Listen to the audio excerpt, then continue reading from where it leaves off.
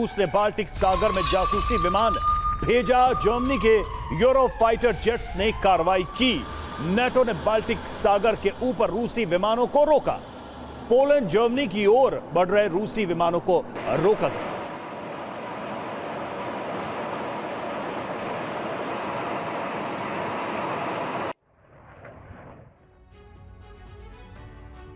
आप देखिए तनाव कहां कहां पहुंचता हुआ नजर आ रहा है। बाल्टिक में रूस वर्सेस नाटो, क्यों बढ़ गया तनाव?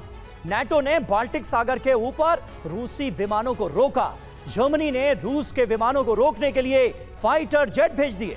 बाल्टिक सागर पर जासूसी के लिए जा रहा था यह विमान। पोलैंड जर्मनी के एयर स्पेस की ओर बढ़ रहा था विमान। बाल्टिक सागर के ऊपर नाटो के रडार सिस्टम ने इसे डिटेक्ट किया।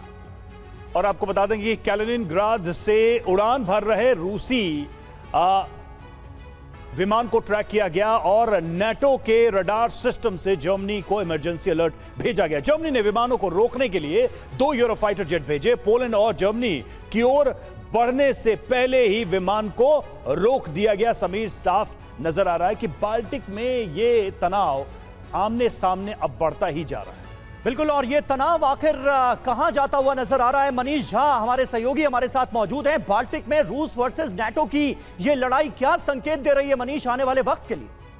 बिल्कुल, देखिए बाल्टिक सी में किसका वर्चस्व रहेगा, इसको लेकर लगातार दोनों ही पक्षों की तरफ से इस तरह की आप कहें तो हरकतें की जाती है। कैलिनिनग्राद में रूस के बाल्टिक सी फ्लीट का हेडक्वार्टर भी है और वहाँ से उनके फाइटर जेट हो या सबमरीन हो, वो या तो बाल्टिक सी के एयर स्पेस में या फिर बाल्टिक सी के अंडरग्राउंड वाटर में वो वहाँ पर मूवमेंट करते हैं। लेकिन वहीं पर जो यूरोपियन कंट्री के खास करके नाटो के भी जो फाइटर जेट्स हैं या उनके सबमरीन हैं वो वहाँ पर मूवमेंट करते हैं। तो दोनों एक दूसरे पर डोमिनेंस दिखाने के लिए कई बार अपने इलाके से थोड़ा आगे बढ़ते हैं और जब दूसरी तरफ से फिर रडार के सिग्नल में कैच होता है और दूसरे को पीछे जाने के लिए विवश किया जाता है। कहने का मतलब यह है कि नाटो और रूस के बीच अगर कभी किसी युद्ध की चिंगारी भड़की तो वो यही इलाका है जो कैलिनिनग्राद के आसपास का जो बाल्टिक सी वाला इलाका आप देख रहे हैं।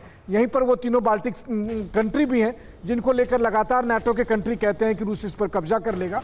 तो यही वो युद्ध क्षेत्र बन सकता है भविष्य में जहां पर रूस और नाटो के बीच सीधी जंग होगी। उससे पहले कह सकते हैं तो रियल टाइम प्रैक्टिस चल रहा है जिसकी खबर हम आपको दिखा रहे हैं।